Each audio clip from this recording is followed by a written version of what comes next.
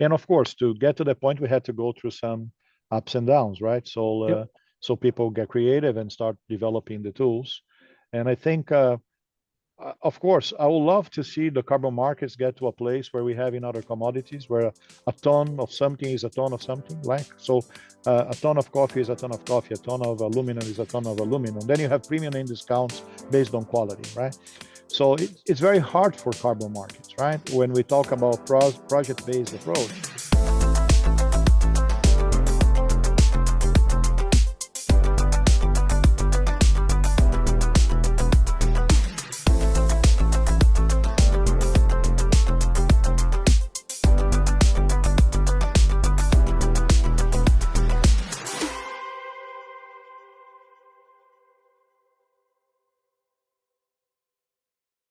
Welcome back to This Week in Carbon. I'm your host, Eddie Smith, alongside co-host Rene Velasquez.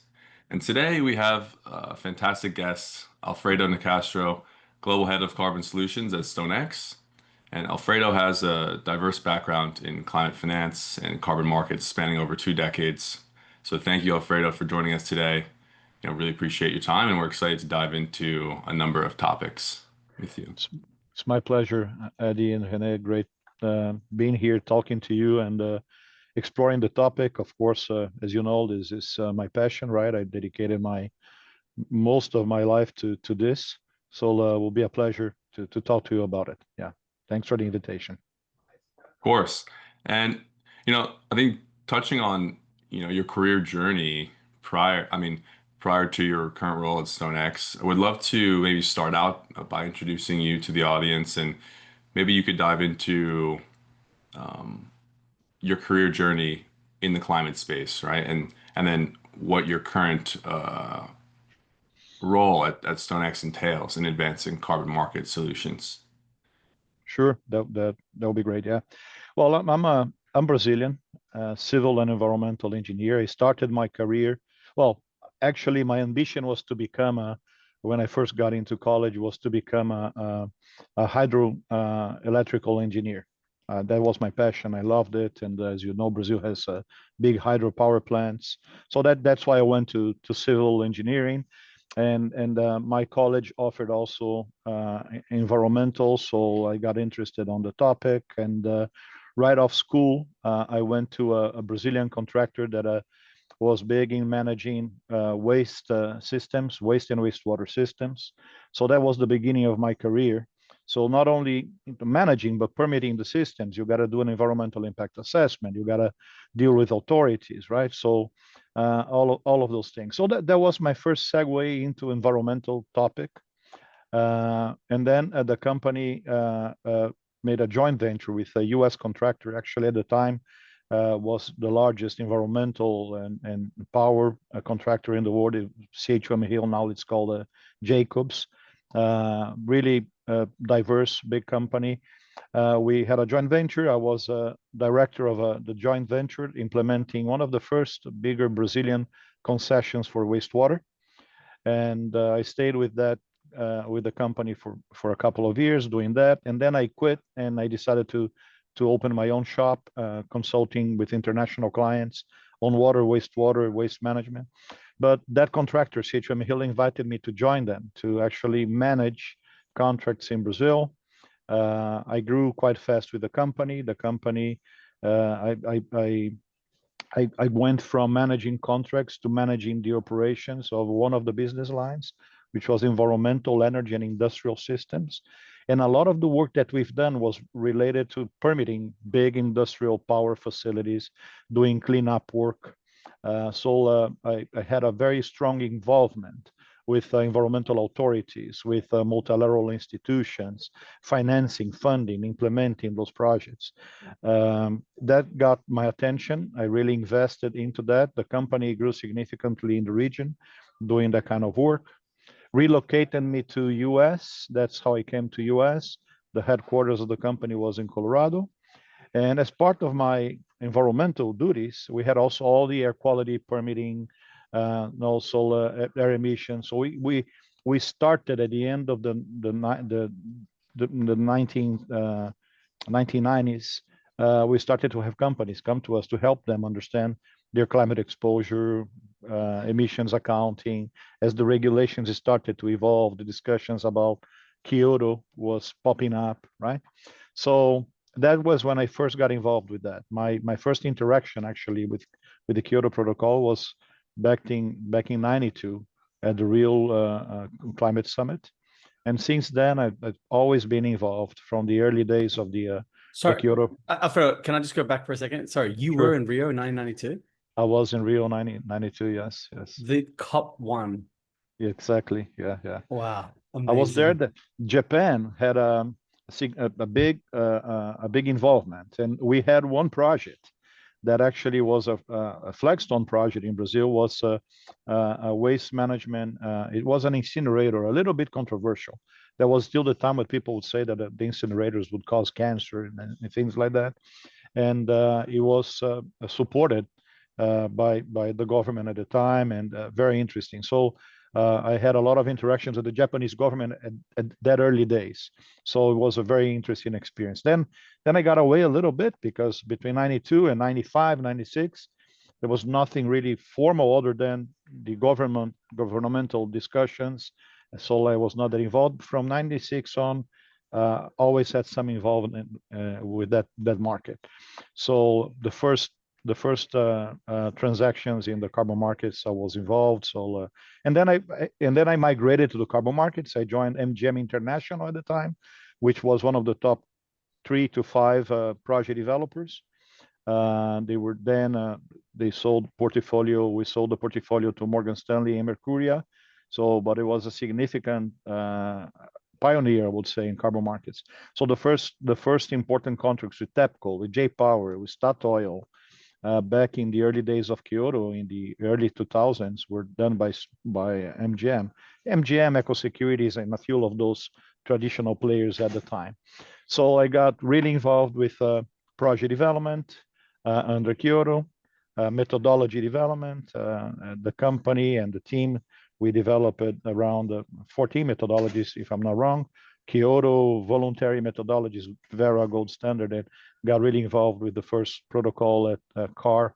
So very interesting journey going from Kyoto to the inception of the voluntary markets. And then an interesting transition for me was that by 2008, we already knew that Kyoto probably not going to be re-rectified into phase 2. So the company started to look in different ways of keep playing in the carbon markets and supporting financing climate initiatives. So the CEO at the time, Marco Moro, I decided that he wanted to go into climate finance and set up a climate fund. So he actually successfully did it, set up a couple of funds. We were the general partner, and the investors were basically countries. So JICA, KfW, IDB, and many other players. So it was basically development money in the fund to invest in energy efficiency and renewable energy in Latin America. So it was a very interesting experience as well, associated with climate finance. I was the environmental and social officer for the fund.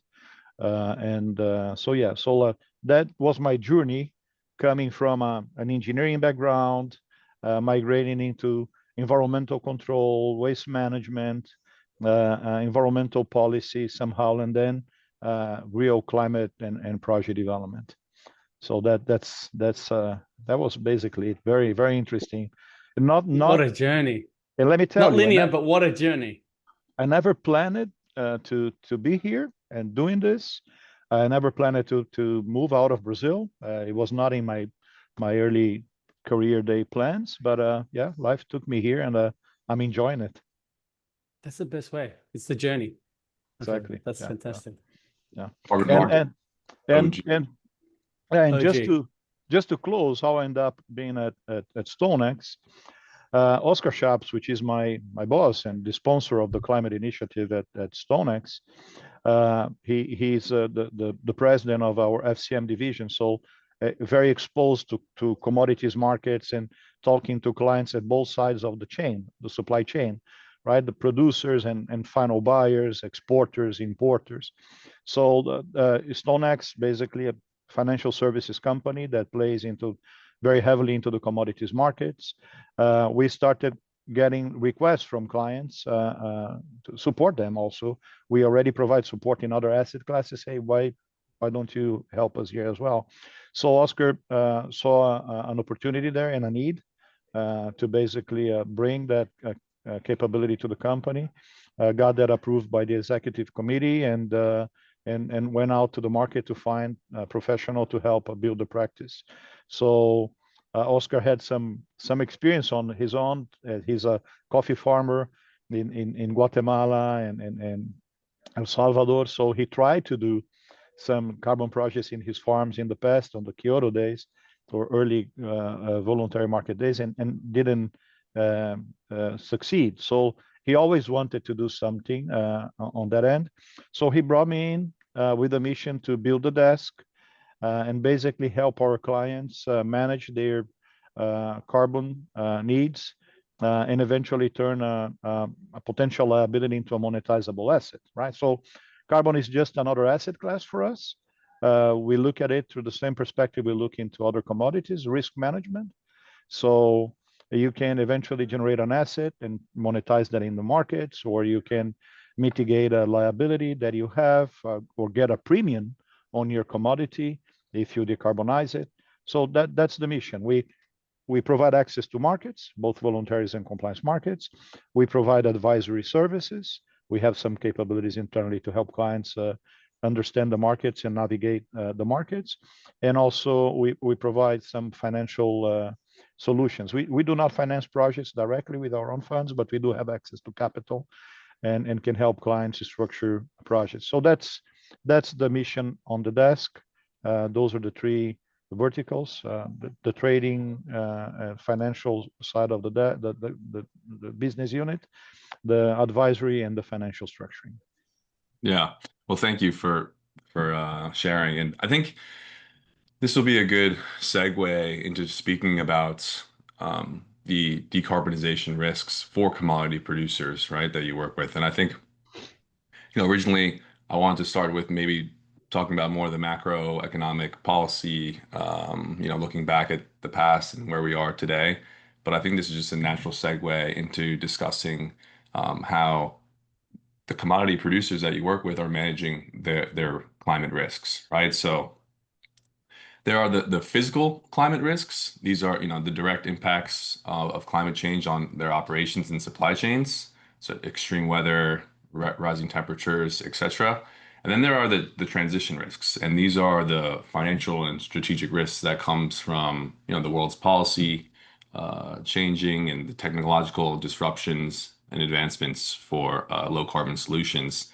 So, from your experience, how are the commodity producers that you're working with actually managing these risks, right? Because these are serious long-term material risks, right? That continue to change, and maybe their approach continues to evolve, and it's the policy can be highly fragmented, and the risks can be very difficult to manage, right? Because there are not many hedging tools. I mean, specifically for the voluntary carbon market, right? There's no derivatives or futures contracts. Well, maybe we can get into that. There is, but it's not very liquid. So we'd love to hear your thoughts on this. That's a great point. It is a challenge for producers, right? It's not an easy market to navigate. And as you said, there's a really evolving regulatory framework right now that is very, very hard to keep up with, right? So when you talk about carbon, we're not talking about a local regulation. You operate in a given country, you understand the regulatory framework around your business in that country, and that's it, right? But with carbon, that's a bit different, because it's not only a matter of regulations, it's also a matter of pressure from the supply chain, from your buyers, right? So eventually you're not in a regulated environment, but your buying is telling you, if you do not decarbonize your commodity, I'm not going to buy it from you. Okay, you need to comply with certain requirements. I might be willing to pay you a premium, but you have to implement that strategy. So that the action to decarbonize your commodity. So it is also quite challenging, because it's not only for the raw commodities, right? We're not only talking about grains or metals. We're talking about finished products as well, right?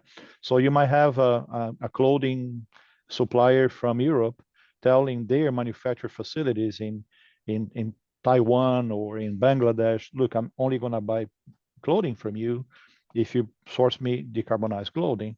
So that producer goes basically to the importer or exporter, sorry, of cotton and say, look, you need to source me decarbonized cotton. And then that basically trickles down all the way to the farmer, right? So it's a very, very tricky chain that not easy to react necessary for the one that is in the bottom part of the chain. So what we are seeing is that as the Alfredo, on that front, I mean, do you only see those pressures increasing over time? Yeah, Because right now I don't think that they're being felt in earnest in terms of we saw a rise of carbon neutral commodities and various different inputs, and then we saw a kind of reversal on that. I'm thinking LNG, I'm thinking oil, and a number of other sort of raw, let's say, materials that go into supply chains. But then the other products that you're talking about are more complex, right? Like they're finished goods, as you said. Do you think that we start seeing more and more pressure on those over time? And if I so, think so. you know, how do they manifest? I think so. I think so. We are seeing, and the way they are manifesting is that food companies, for an example, are basically telling their producers that they have to comply on certain decarbonization criteria, or otherwise they won't buy from them. It's not a matter of I'll pay you more or less if you're decarbonized. It's just a matter of you'll be excluded from my supply chain or my list of suppliers. So basically, I think there's no option because as companies um, are getting pressure from the final consumers. It's increasing. It's not there yet. It's not at the level I think it will be in the future. But we're starting to see companies react to that. So when you have a big retail telling a food company, look, I require you to have your top selling products on my shelves to be decarbonized, to be carbon neutral, we're starting to see the companies react. I have particularly joined a few meetings with companies and their providers, where they invite the providers to come, where they're talking about those strategies, and they're pretty radical. They basically pass down the requirements. You either comply or you excluded from my list of suppliers. So it is coming. Interesting. It is coming. I don't think it's going to be fast, but I think we're going to see happening in the next 5 years in a very meaningful way. Right. So that's one of does that incorporate both offsets and insets in your mind? Because last week we had a conversation about insets, and on the food and ag side, it seems that that's the lowest hanging fruit, right? It's within this, investing within the supply chain. I think a lot of the action, especially in the food industry, eventually in some other industries on the metals side as well, we're going to see a lot of insetting initiatives. We are seeing a lot of the carbon or decarbonization initiatives being funded through insetting programs. So basically the buyer the buyer of the product cooperating directly with his providers to decarbonize the commodity or the products. So the way we're seeing, I believe a lot of that action is going to be on the inset side. And for residual emissions, I think companies will still play with offsetting, but whatever they can control in the field or within the logistics that they manage, I think they'll try to decarbonize as much as they can through insetting initiatives. You guys probably seen lots of new platforms popping up, right? Offering insetting capabilities, and there's some things we need to be very careful there, right? Because it's not because it's an insetting that you should not worry about double counting or MRVs and being sure that you have all of that properly measured, right? Monitored and reported. Because at the end of the day, when we're talking about an inset, the way that you transfer the benefit of the decarbonization is through carbon footprinting. So it's your inventory, right? So if I'm a buyer and I'm buying your product decarbonized, I basically want to have in my inventory, my carbon footprint, a reduction of my scope 3 because I'm buying that product from you already decarbonized. So that accounting is very important. So So that's like the book and claim in SAF, right? Similar to Separating book and scope one and scope three, similar to that. exactly. So yeah, I think we're gonna see a continuous shift, especially on that kind of a sector, agricultural. I think it's a great example where they're gonna use inset for their for most of the emissions, and then continue to use offset for residual emissions or emissions out of their control. Yeah, and I think that's a great way you look at it. And touching on, because you mentioned how there's the end consumer demand, right? And but how much of this kind of influence from manufacturers to the end commodity producers, which trickles down to the farmer? Actually, I mean, I would assume a lot of it comes from, not only from the end consumer demand, but from the compliance mechanisms that the governments are implementing at the highest level, right? So I want to dive into that and maybe how that's impacting industries as a whole, across different regions, right? So I think two decades ago, carbon pricing was experimental, right? I mean, in 2005, there were fewer than 10 carbon pricing instruments in operation. And today, in 2025, there are 80 instruments in operation between carbon taxes and emissions trading systems, covering roughly 28% of global greenhouse gas emissions. So, over 20 years, we've moved from early pilot programs to complex hybrid carbon market structures. So what do you think we have learned about designing effective carbon pricing systems, and what structural mistakes are policymakers still making today? And where do it's mistakes. Sorry. yeah, I mean, clearly, I mean, 1.5 degrees has been breached. I mean, this No, year alone, it right? is. So It's true. clearly, you know, Yeah, look, I think you're putting me on the spot here, but I think I can. Exactly. I That's think what I I was can. like. I can address that. First of all, I think I'm not surprised that we are above 1.5 right now. We all knew we were gonna get to that point sometime during this journey, okay? But we expected that to happen a little further down the road, maybe 28, 29. And as we are implementing climate mitigation, of course, we tend to bring the curve down as the initiatives are being implemented and are removing or reducing emissions. So I'm not surprised that we are above 1.5, but I'm sad that we are above that 1.5 too early in the game. So that is a message that we are not at the pace that we should be, right? That we still waste a lot of time discussing about, you know, things that should have been in the past already for quite some time. So this whole discussion about integrity, transparency, that's critical. That's very important. But look, we got to get to a point where, okay, we now feel comfortable with what we have in place, right? So let's implement it. So Yeah. I And those price signals to then be felt through the economy so that then we can change that behavior and then bend those curves. Because without it, all the integrity conversation is just a shield for effectively delaying action. Exactly. So one of the things that we lack the most is the price discovery. There's no way if a company, any financial, it's important that financial players play in the carbon markets so you can provide liquidity. Okay, so there's nothing wrong with speculation as long as with the speculation, you provide volumes, you provide liquidity, so you see projects being financed. But the thing is that the pure financial players don't feel comfortable because if you're going to build a risk book on carbon, you need to be able to market your book and see what is your exposure, right? So there are no tools out there for you to do that effectively. So that's one of the things that we still lack. Of course, all of these price mechanisms that we start to see pop up, the carbon taxes and the indication of the ETS systems that have the price for you to achieve your caps, like EU ETS is a very good example that can work And if you have a good and clear price signals, you can actually have a very liquid market. UETS trades on a daily basis over 30,000 contracts. Each contract is 1,000 tons.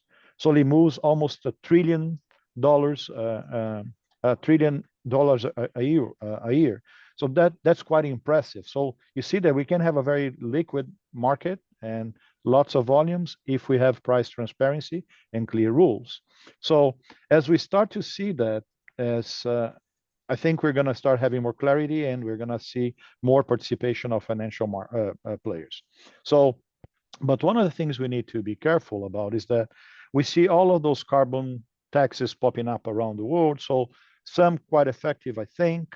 I like what Chile is doing, for an example, in the sense that it's not only a carbon tax. The carbon tax gives a price signal. I'm not getting into the merit, is the $5 is right or wrong. I think it's low. They have to increase it over time, but it's a good start. But what I think is good about what Chile is doing, first of all, they're creating internal demand by putting a tax. They're establishing a price for carbon, and they're also providing all other mechanisms for project developers in Chile to access markets, right? You can use the offsets to pay for your carbon tax, or you can eventually sell them through bilateral mechanisms, right? So Chile has signed basically three important ones: is Singapore, is Switzerland, and they have JCM since 2015. Chile and Japan was one of the first countries to sign a bilateral agreement. Now they have to adjust it and bring it under Article 6.2 compliance to scale that up. But basically, if I'm a developer in Chile and I develop a project that is compliant with a Singapore, or is compliant with Corsia, for an example, right? I could sell my credits, not only I could use my credits not only to offset my emissions or sell to someone that need to use sort of setting the carbon tax in the country, but I can also cooperate with these other bilateral markets. So by providing those mechanisms, you basically facilitate climate finance. You allow foreign capital to go to Chile to invest in projects, right? So that is very important. And Chile would be perfect to me as a model if in the carbon tax they had mirrored a little bit what Singapore did with the transparency of the price. I know there is a political cost for any administration to put a stiff and very high carbon price or carbon tax. But if you tell the sectors, look, we will start at 5, you're going to have 2-3 years at this level, and then as Singapore did, after 3 years, we are going to increase it to, I don't know, 20 or 15, right? And then we're going to give you 2-3 years more, and then we're going to increase to 40. And then we are going to aim to get to 2035 at, I don't know, $50-$80 as Singapore did. So you understand what is coming. You as a company that operates in Chile know exactly what is your exposure. And then you can plan ahead of it. You can invest in internal mitigation. You can look for opportunities to finance projects with other countries. So I think I see some good development. I think some good signals coming in terms of price discovery mechanism and transparency, but still we have a lot to go. It's still very fragmented. I see countries still struggling to define what they will allow being exported and how much needs to stay in the country for their own NDCs. We need to be sure that the NDCs don't become a trap, that the countries focus too much in delivering on their NDCs and block and stop climate financing, right, Rene? I think it's something we need to be concerned about.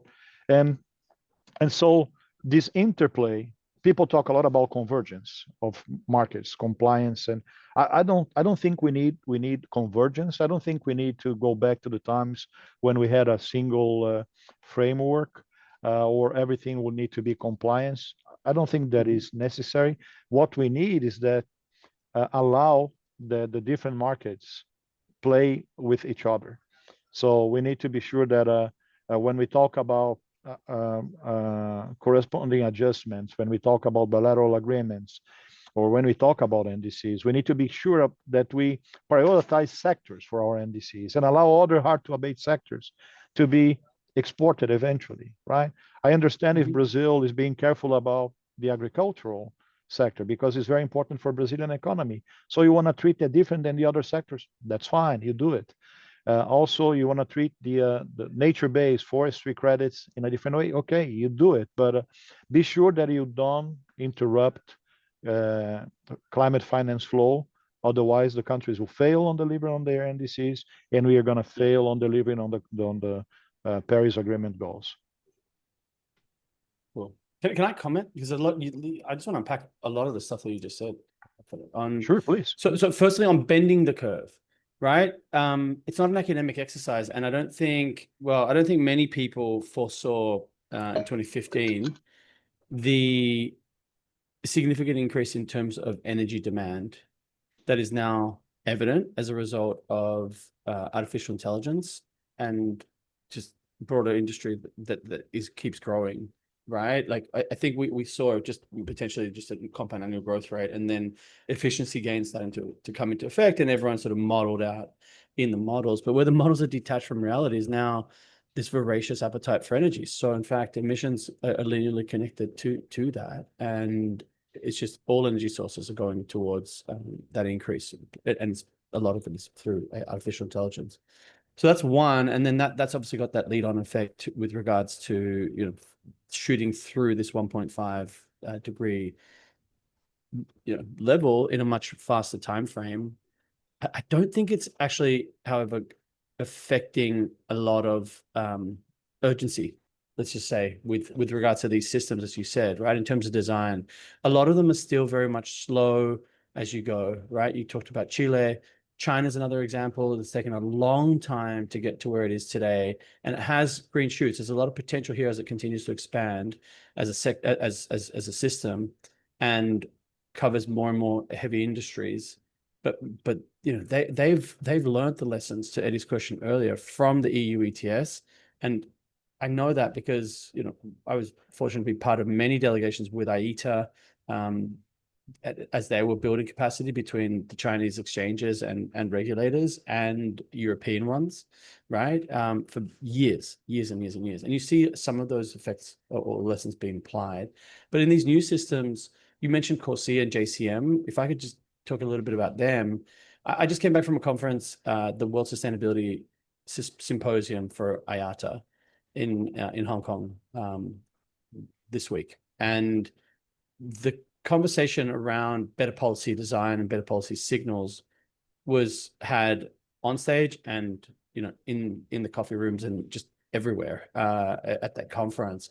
The airlines are looking for better guidance, and the way that system's set up is obviously it's a sectoral system. So the industry's regulator, ICAO, the International Civil Aviation Organization, is regulating member states. Now there's an onus on those member states to then effectively codify and implement those systems domestically for their airlines. And that's where effectively things are not happening. There's no clearly defined penalties in Corsia, for example, that then hold an airline accountable to act now, right? Many of them are waiting, in fact, lobbying their governments to get clear signals around the non-compliance piece, right? And they have a looming deadline. The first deadline for this phase is, which they're in the middle of right now. It's 2024, 25, and 26 years is the aggregate for phase one. And they have until 2028 of January 31st of 28 to submit their, final documentation and proof of the carbon neutral growth through the purchase of offsets or through SAF to their regulators, and the regulators then to ICAO. For many airlines, that 25, 26 months timeframe isn't enough to build up internal capacity and actually begin and sourcing and structuring their portfolios. And on top of that, there's insufficient supply because those market signals aren't being felt. So systems that have been designed for now, Corsia came into effect in 2016. So we could talk about design, but it's implementation where things fall over. And so these carbon signals, in summary, they're just very academic oftentimes, and the regulators themselves take a very slow kind of way to, hey, we're very bureaucratic, we're going to do it this way, slow and steady, slow and steady, slow and steady. And meanwhile, climate continues to feel the heat, literally and figuratively. So just some observations. Want to hear your thoughts. Great points. Starting from the last, I think the climate clock is ticking, right? Clock is ticking, and we are not gonna get where we need to be if we don't speed up the pace of climate action. So its implementation, I agree with you. That's the critical piece. We need to get to that right away. I don't think we have any major issues with technology or funding. It's all out there, right? We just need to unlock it and be sure that we see those initiatives being implemented. That is true about Corsia, right? So one and just a note about Corsia, I'm a bit worried because you've probably been hearing about some member states, EU member states, that I don't know if they want to wait much longer for the airlines to react, for the sector to react. There's a possibility that in 2026, now when they reveal Corsia, that eventually some of the member states will put pressure to pull out and just bring airlines under compliance of EU ETS, right? So that could be catastrophic for the airlines because it's going to cost them much more if they have to go to their route. So I think it's and it's what they wanted to avoid from the design perspective. I was fortunate enough to be, in and around the discussions 2014, 15, and 16 when Kyoto was ultimately adopted. And I remember the conversations. I remember the billboards in ICAO's offices in Montreal with no country left behind, and therefore no airline left behind. They wanted a level playing field. They did not want what they called, or what they feared would be, the patchwork quilt of compliance, meaning a system in the EU ETS and Japan and Korea and Australia and a bunch of other different jurisdictions, because they knew that each country would come out with their own flavor. Some are tax, some are hybrid system, some allowance, some other base, and it would just be a nightmare for them to actually meet compliance. They wanted one universal system that would be equitable and would create a positive price signal that it would reverberate across the halls and across all the terminals, I should say, globally, right? What they didn't want is they didn't want certain countries and airlines in those countries getting off cheaply and then some others getting off not cheaply, because these are notoriously very, very thin marginal businesses. You don't get into airline industry to make money. These are huge capex, opex businesses, and maximum, let's say 3.5% margin. So they wanted a level playing field. And now, as you said, there's potential that the system stumbles and effectively could be eroded, and then you go back to a patchwork quilt system. No airline, I can tell you, wants that. But it's scary. And they don't have too many alternatives, right? Because on the SAF side, it's the same thing. It's the supply issue is not only a Corsia credit supply issue, it's also on the SAF side. So a lot of airlines that we're talking to are interested in seeing if we can support also with book and claim, SAF book and claim, and also, but still, it's a very difficult marketplace. So there's not a clear pathway for the airlines to comply, and we, of course, we still struggle to get a letter of approval for projects that are basically ready to go. So it's and it's a chicken in the egg history a bit as well here, because I think if the airlines start to push and start to support the projects and start to get credits, even pre-tagging, right? Taking some of the risk and start to show some liquidity, I think we're gonna see governments start to react as well. So anyway, it's a tricky play there, and I really hope to see some action from now to July 2026. So we provide some boost to Corsia and get into the next phase. So that's one of the things. The other, now coming back to the energy consumption, this is something that I talk every time that I on the stage, and I think it's important that we understand.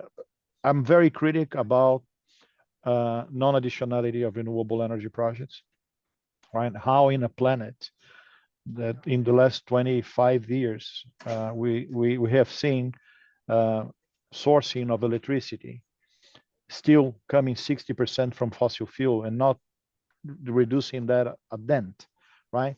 So, and that is, there's two causes. We are not promoting enough renewables, and we continue to increase the level of consumption in unheard of pace, right? So as you said, none of us expected back in 10 years ago that we would be facing the challenges that AI poses in terms of energy infrastructure.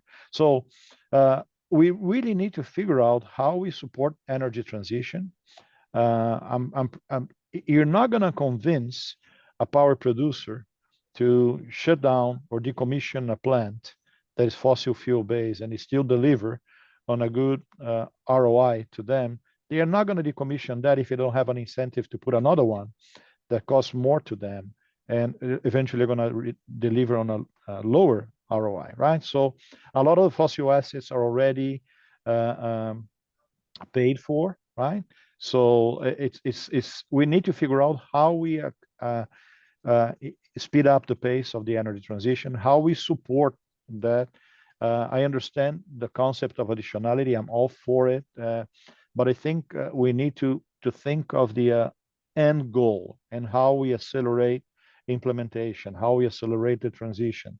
If carbon markets are not the proper mechanisms for energy transition, what are they? What are the tools that we need to use there? Because that's critical, and it's becoming more critical as the pressure coming from AI is only increasing, right?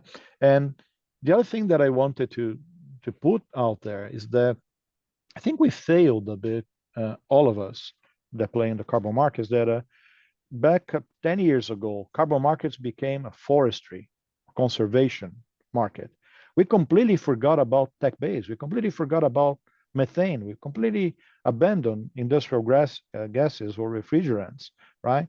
So this is not something we don't have the luxury to pick and choose right now. We got to do everything, right? We gotta do every single thing. And when you talk about methane, for example, methane has very important implications to energy, right? You can biomethanize your landfill gas or your biodigester gas and bring it to market as renewable natural gas, right? So there's many things we can do. And so I'm all for conservation. I'm all for nature-based solutions, but we should not lose of sight that we need to speed up and we need to be much more aggressive on the tech side. And I'm not only talking about removals, very expensive technical removals.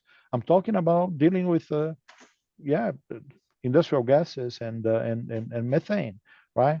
In a very effective way, improving operational efficiency in industrial systems, in energy systems, in public transportation, on everything, right?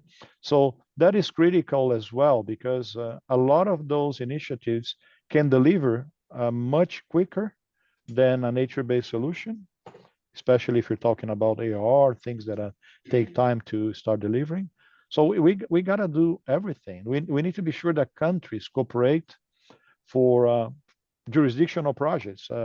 We need a lot of money to protect the Amazon forest and some of the important ecosystems in Africa. And I don't think the carbon markets on its own is going to be able to provide that kind of funding or solutions. So I think we could address some of those things that we're trying to tackle through carbon markets via different mechanisms. A lot of the community and social problems that we have in the planet, we're not going to be able to solve them through carbon markets, right? So we need to be serious in this discussion. And I know that it's a lot of people are passionate about it and fight for communities. I'm all for it, but that's part of the problem. We need to be sure that we address the overarching problem that, to me, are the emissions and the removals that we have to implement very aggressively. Yeah.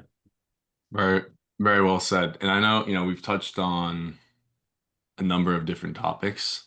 One topic that we haven't dove into yet is the ongoing evolution of Article 6 under the Paris Agreement, right? And I think with everything that has been said, this framework is meant to enable exactly that kind of cross-border trading of emissions reductions and removals. But implementation has obviously been slow, and the national approaches remain very fragmented, right? And Alfredo, you've been at the forefront of Article 6 discussions for over a decade.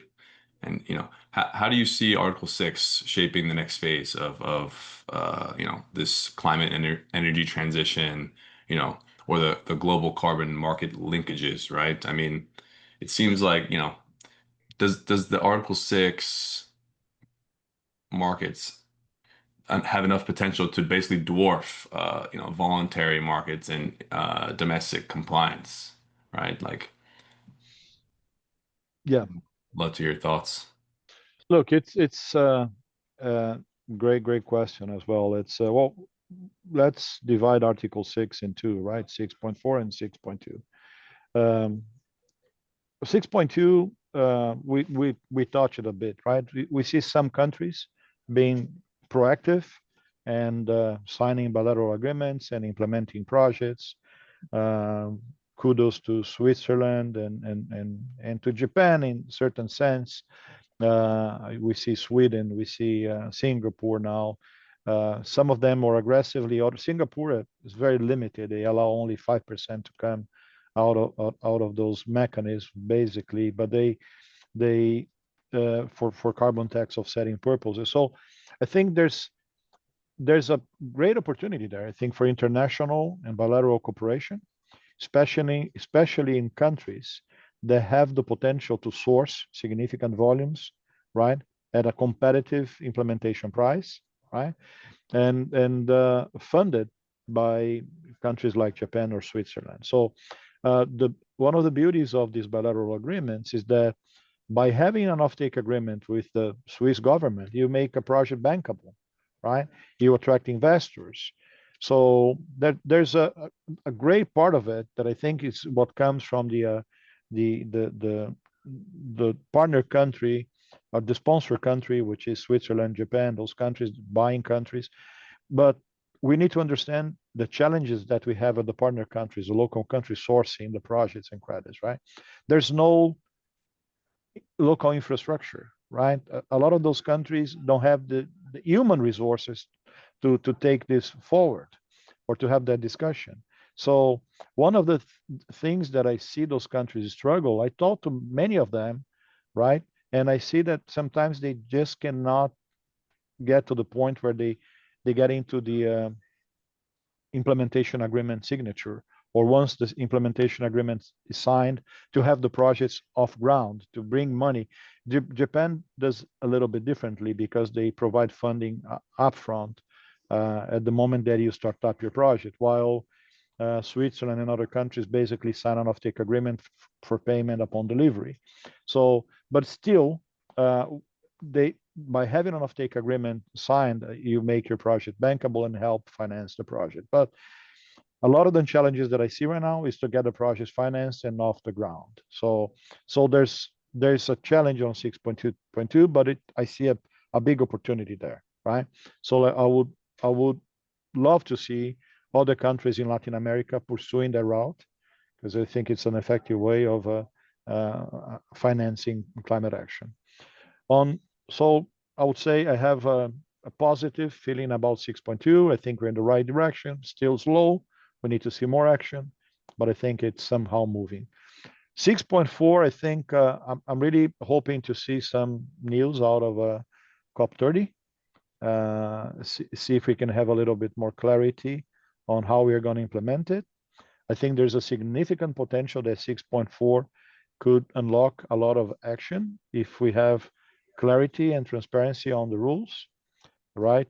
We need clear definition about the methodologies. We need clear definition about how the markets are going to play. What is the role of the international markets into Pac-Man or PAC-CM, or I don't know how they're calling it. I like Pac-Man. Pac-Man is good. All the lawyers I talk to is Pac-Man, but I like Pac-Man. Pac-Man, yeah, I think it's so it's to be honest with you, I have mixed feelings still at about 6.4. I think it is critical that it takes off. I think it's very important, especially when we talk about filling in this gap that we have between the the policy goals that we have implemented so far to where we need to get. I think we are not going to be able to deliver on that only through voluntary right? So I think 6.4 is critical for that. I'm really betting on that. In the next couple of years, we're going to see some concrete evolution on that side. I would love to see what you guys think, but so far I haven't seen very strong signals or movement on that end. And to be honest with you, I'm not very hopeful that I'm going to see that out of COP30. Yeah, I mean, I don't think we see it at a COP30. Yeah, I mean, there seems to be a large debate about the issues of permanence and the risk of reversals in the forestry aspect of Article 6. And it kind of just reemphasizes the fact, we need to be doing everything everywhere all at once, but then here we are, basically debating these important rules. I mean, what do you think of that? Like the contrast of how long we're spending on debating these, critical rules versus the time that we're wasting debating them and how we need to just take action now, right? Like there's like a, kind of a balance effect, right? Like it drives me nuts. It drives me nuts, right? So I think those are important discussions, but they should happen in parallel, right? So if you're trying to address permanence, it should not stop us from implementing nature-based projects, right? So let's keep implementing them and improving the systems, improving the MRVs, improving the tools that we have to mitigate the risks, strengthening insurance instruments, right? Or looking for risk sharing tools and understanding what is the right project for a private company to invest on and what is more appropriate for governments to tackle, right? So conservation, big forests and public land, is that really the right place for private investors to be? Right? So should governments try to find a different mechanism or way to invest on it? So I think it really drives me nuts to see that it's a never-ending story. When I first saw the carbon core principles that ICVCM released, to be honest with you, it was shocking to me because all of those core principles, I've been working with them for my whole life. They were up there from the day one of the Kyoto Protocol, right? So it's important to reinforce them. It's important to look for ways to deliver on them, to guarantee them. But it's 25 years of this discussion. It's past the time now, that we... Can I take the other side on that one? Because last week I had Amy Merrill from the ICVCM on panel, and I had Perimal from the UNFCCC on the same panel. And they all actually, funnily enough, they used to both work together. I think Amy was Perimal's old boss. But I think to the ICVCM, essentially now we have a governance structure that codifies these core carbon principles that, like you said, have essentially permeated throughout our market for a very long time, but now they're very well and clearly defined. And interestingly, from the market's perspective, they're being adopted at a rapid rate within the market. And we're now seeing a basis spread to the upside for CCP tagged units. And now they're being also co-opted by governments into their compliance systems. And I think that they also provide a really strong corollary for the PACM as well. Right? I agree. And so, I agree with you. Yeah. And so I think that's a really good kind of direction. To Amy's credit, really beating the drum on this to seek this wider adoptance. The other thing that I'll say is, as it relates back to 6.4, yeah, Eddie, I think you mentioned, so last week, was it last week? Yeah, I think it was last week or early this week. Last week, we had the standard for addressing permanence and reversals for 6.4 come in to, like, it was released, I should say.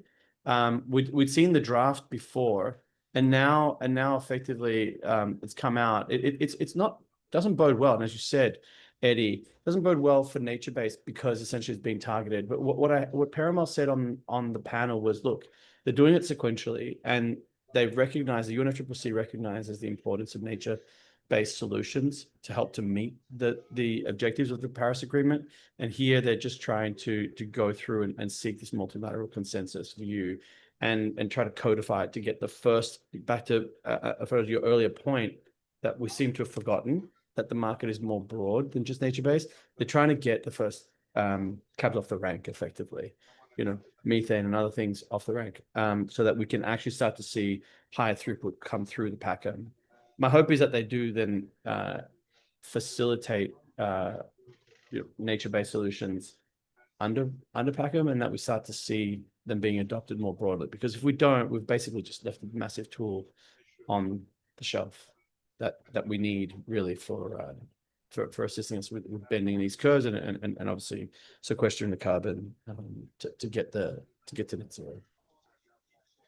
Yeah. One my point, Rene, was more on is not that I disagree. Well, first of all, I think ICVCM is critical because of the fragmentation that we have in terms of standards, right? So it's important to have general rules and guidelines so we can guarantee quality and integrity, and we can actually have basically a floor and a ceiling on what we are and what we expect to be in terms of quality of these standards.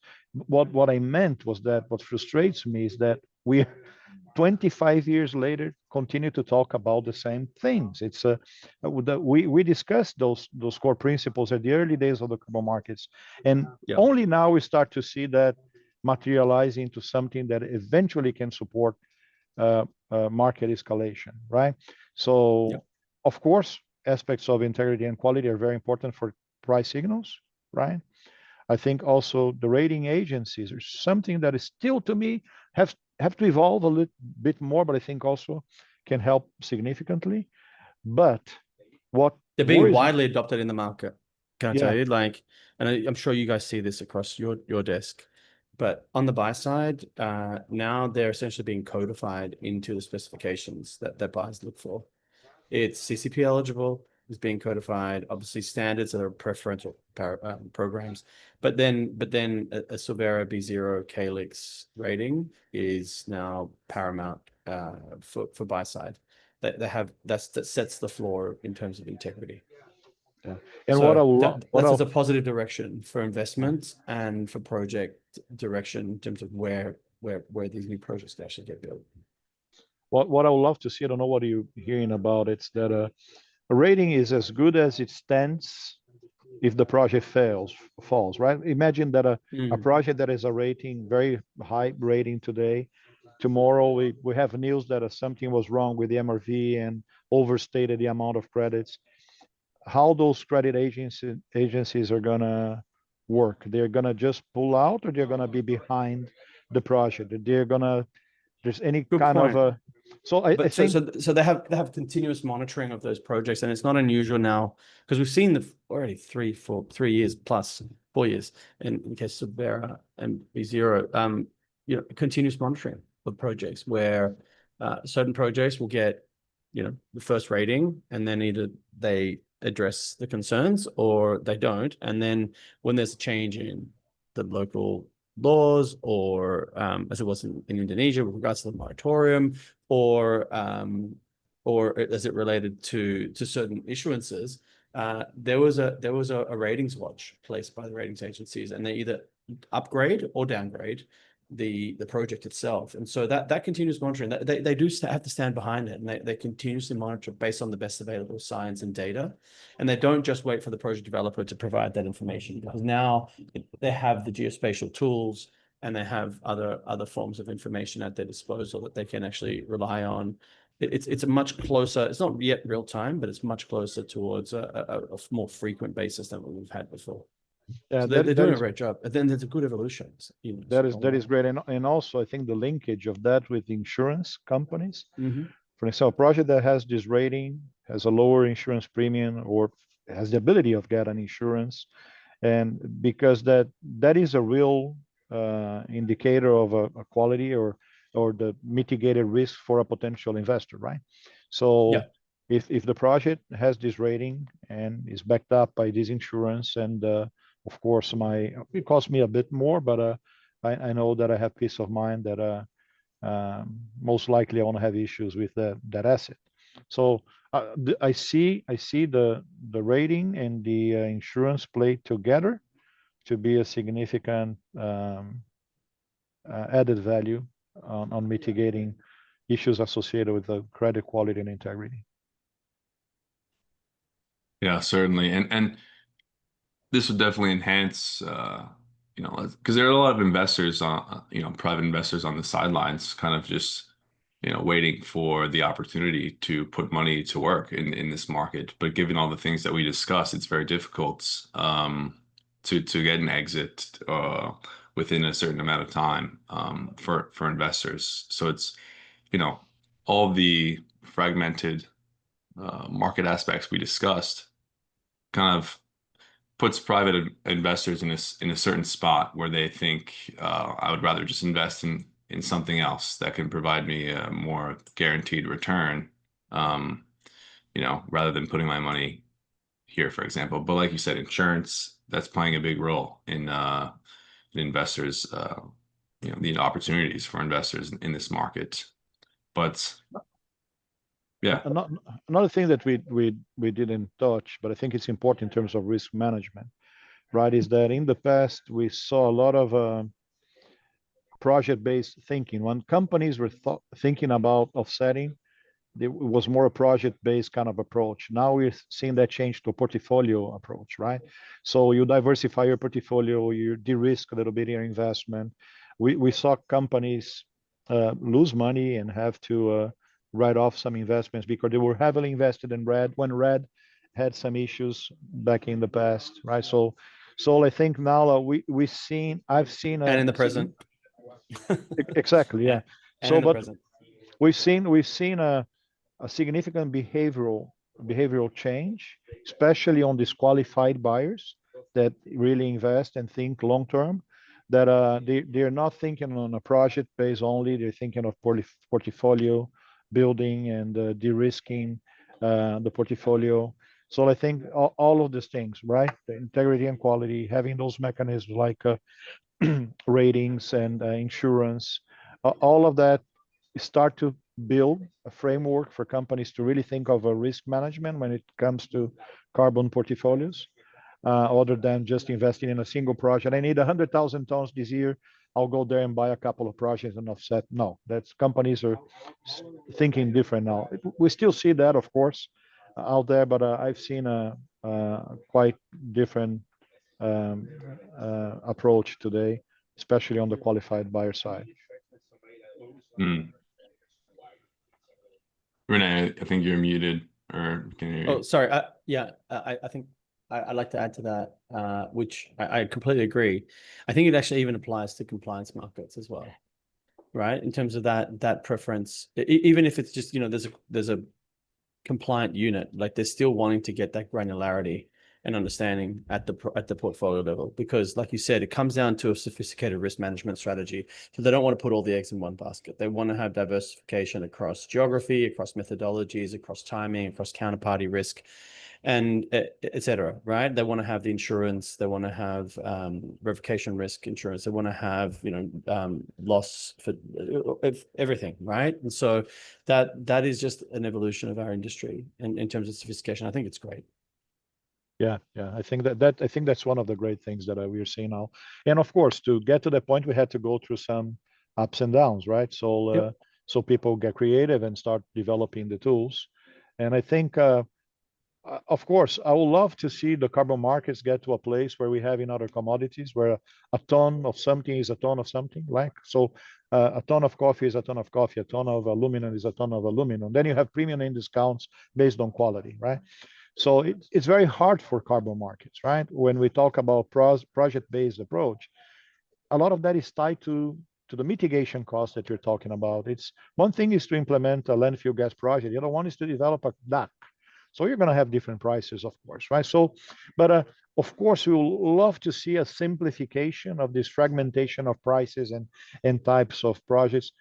ETS systems, the emission trading systems, are simpler in the sense that you don't have the granularity because you do have a price, right? underlying price of carbon in the market. And the governments don't care about what kind of mitigation action you take to reduce your emissions. You just have to comply with your cap.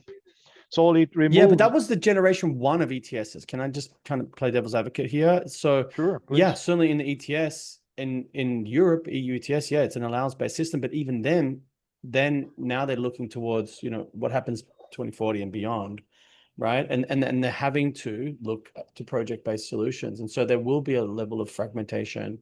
And we see it in these hybrid systems, right, that are emerging, whether tax and credit or other forms, where there is that level of granularity. And as you said, there's going to be some spreads and variability there. But I do think that then there's some consolidation where, like in other broader commodity markets, where there are differences, right? But you then get emergence of benchmarks as the market rationalizes certain pools of liquidity. And then you start to see basis spreads emerge for different deals, right? Based on certain attributes. In the case of carbon, it could very well be ratings. It could very well be other components, maybe geographic or programmatic, right? But I do think that we can see that.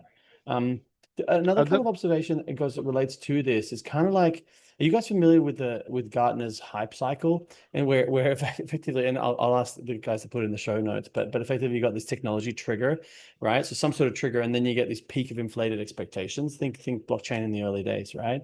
Expectation of this massive transformation, and then you see this kind of trough of disillusionment. And then you see the slope of enlightenment, and then you kind of get to this plateau of productivity. And I feel that carbon markets are coming out of that trough of disillusionment, that we've had this huge hype cycle, and then this kind of peak of inflated expectations, and then this precipitous drop. And then we felt that the market was, you know, the floor was falling from beneath us. But I feel the consensus now in the market is much more positive in terms of its outlook. And it's coming back to something you said earlier, Alfredo, which is this urgency with regards to the climate, that physics just doesn't lie, that the climate is getting warmer and warmer and warmer, and that we're going to bust through the 1.5 and potentially very soon a 2 degree warming. And those material then impacts, to something Eddie said earlier, they will manifest themselves with regards to adaptation. And quite frankly, public purses just cannot afford it right now. And so now you have real systemic issues to our economies. And I think that there's that realization that carbon markets are gaining momentum, and that they will start to be more and more and more prevalent. And those signals then start to really take hold. So, you know, what I'd say is to folks in the market is just keep your head up. Like we're coming through the worst of it, and things can only get better from here on out. I agree. I'm also bullish. I think it's a way up now, and my point to the ETS, and I was going to say, is that it's very hard to think that we can get to a point where we'll just treat carbon like a standard commodity. So the project-based approach is still. But in commodities, there's that variability, right? Like I think that there is. Yeah. Like we kind of saw that with the first wave of futures contracts, right? And my team and I played a role. My whole team and I played a role in building those. But I think that there's, you know, we're speaking to the folks that are innovating in and around this space, the exchanges, and market proponents, right? Trading houses, brokers, etc., others who have views on where the market should be rationalized. I think we'll end up seeing new contracts emerge as the market liquidity starts to build across spot and across forwards. And I think that then there'll be a consensus view, like, hey, we need to have a hedging instrument here emerge. And then there'll be a bit of an arms race. And then over time, the market will say, you know, this one makes the most sense, and they'll rationalize around it. And then bilateral deals will be structured in and around that, but with basis spreads up or down accordingly, like just like you do in whether it's you know, in oil markets or in other commodities. But then you can have a carbon price for that specific system. I think it'll be still, you know, so you might get a JCM price and a Corsia price, and you might get you know, an ACU. You already have an ACU futures, but you know, that's where I'm going with this, where you end up getting various different carbon prices, and then maybe there's one benchmark around it. That one I'm less hopeful on, but I do think individual markets end up getting their benchmarks. We're seeing that already, right? As you said, we've seen that for ACUs and a few other ones. So I think we're heading in the right direction, and it's just a reality that we have to go through that. And I think Mhm. that we could see some good developments if, for example, Corsia picks up pace. Some of those Article 62 contracts come into place. They could have really help the voluntary markets pick up. If we see more interplay between those markets, it would help with a demand push.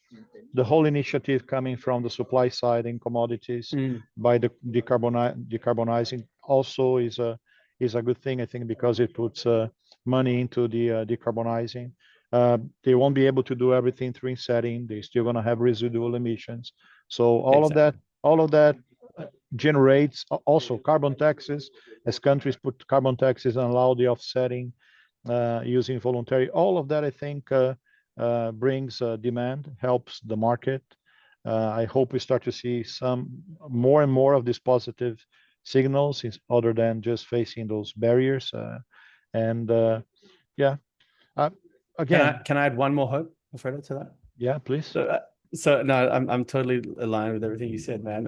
The thing I would add is like that dichotomy between voluntary and compliance, I think is just completely gone now. And I think that these baseline credit approaches, they're just now going to be verified carbon markets, right? Not voluntary. So we just kind of throw out the voluntary and leave that one in the past, and we just shift to verified. I'm lobbying Amy Merrill to change the ICBCM to Integrity Council on verified carbon markets. We'll see if we can get there. That's great. I don't know who I was talking. I was talking to someone That's Rich yesterday. Gilmore's idea, by the way. I keep referencing the originator.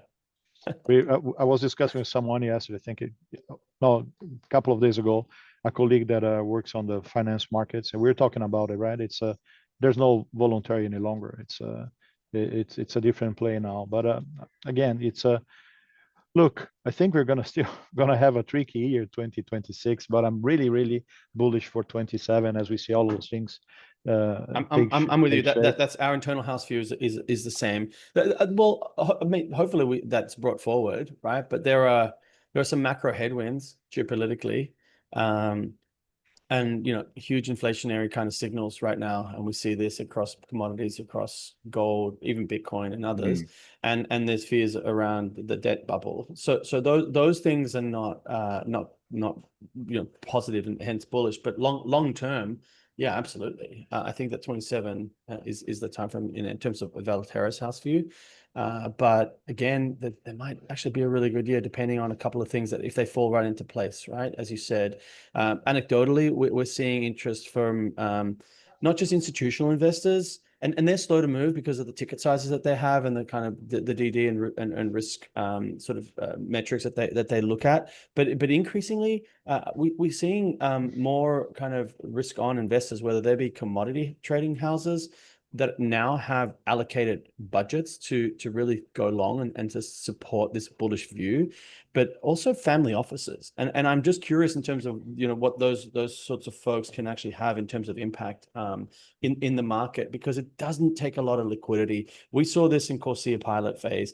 Despite the pandemic and despite airlines being grounded, the market ripped. And it ripped really quickly on very thin volumes.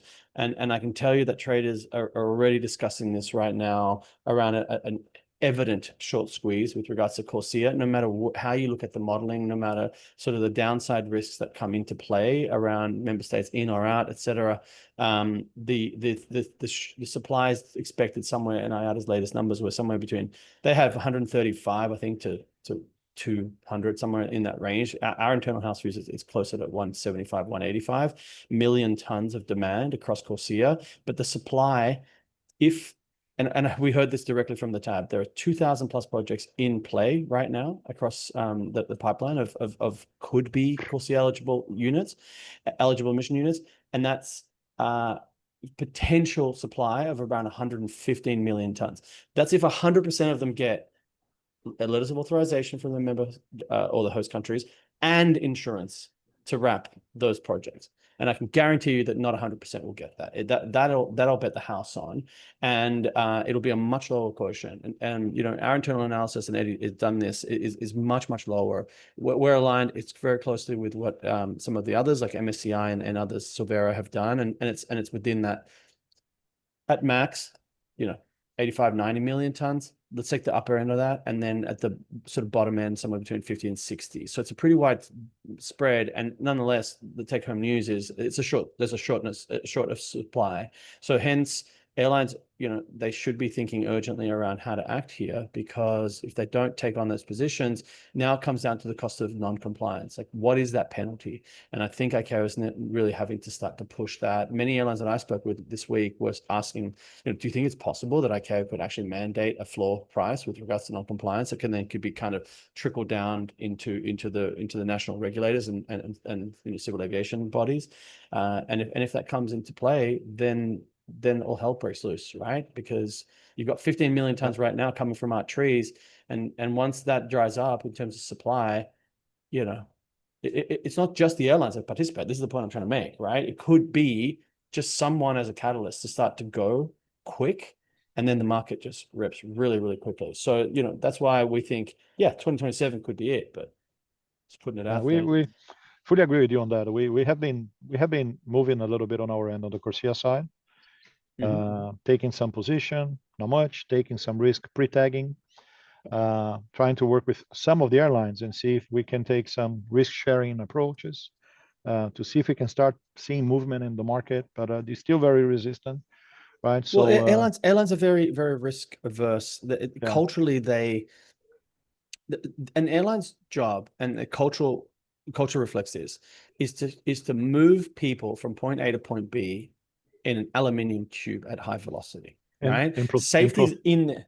Yeah, and on time, right? So now safety is such a core tenet of their identity. Therefore, risk is a key metric for them. And so they also, because they don't have balance sheet, right? Airlines are notoriously weak in terms of balance sheet. Don't have the ability to start to take spec positions. They can't speculate in this market. And so they lobby their governments for clear indications around non-compliance, what that looks like. And they're very conscious of the market dynamics. They heard it over and over and over again at this conference around the short supply, but their hands are tied until they're forced to actually comply. And the current offerings right now available to them are not sufficient. And so we need a break in supply. So there's more than just one option basically right now, but they need more than one, and then they need like structures that are amenable to them, and the market needs to innovate in and around that. And I do think that's a positive. One thing I can see now is trading houses such as yours and others are coming up with innovative approaches to help the airlines, and it's that last bit, helping the airlines to meet their compliance obligation, that is I think a positive sign. So awesome. Still, if I'm betting, I'd be long on the Dec 27 futures contracts.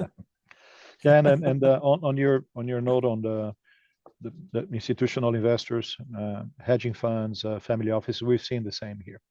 So I think there's a potential play there, and they don't participate more because they don't see how yet. The instruments are not there yet. But they can't protect for the downside risk, right? Like that's the thing. And so these guys will unlock certain pools of capital. Again, it doesn't have to be a lot.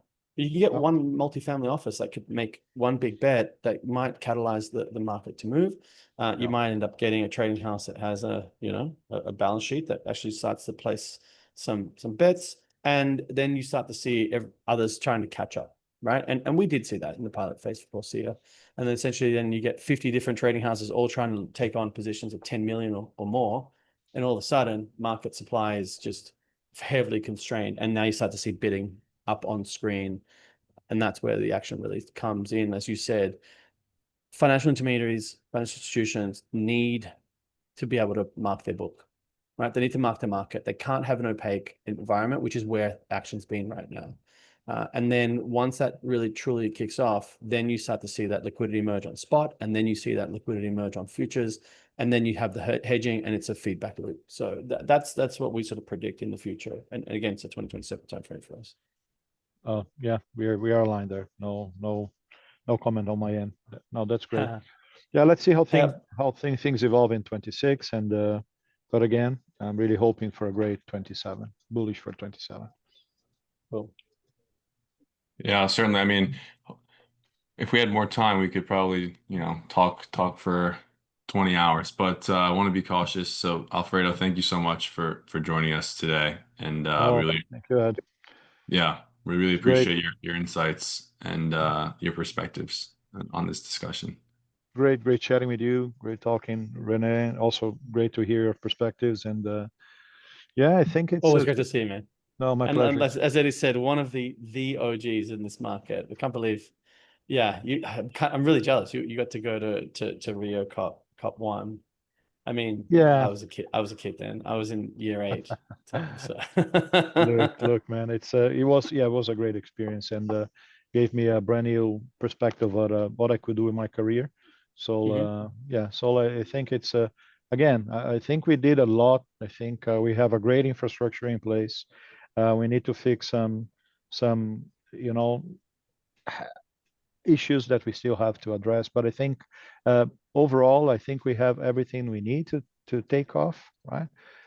We're blessed with the technology advancements that we have today, blockchains and all of those things, and remote artificial sensing, intelligence. artificial intelligence. It's a gift and a curse. Yep. Yeah. So I think it's on us to make it happen now, right? Yeah. Definitely. Exactly. Okay.